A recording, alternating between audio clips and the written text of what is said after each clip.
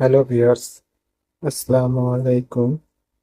আপনাদের মাঝে আমি আরেকটি নতুন ভিডিও নিয়ে হাজির হয়েছি।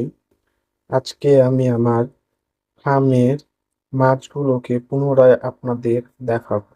এখানে রয়েছে এখানে রয়েছে কিছু পরিমাণ মিজগাপ্পির নিউ অ্যাডাল এবং মিডিয়াম এবং স্মল সাইজের কিছু মাছ, যেগুলো কেবল বড় হয়ে উঠছে।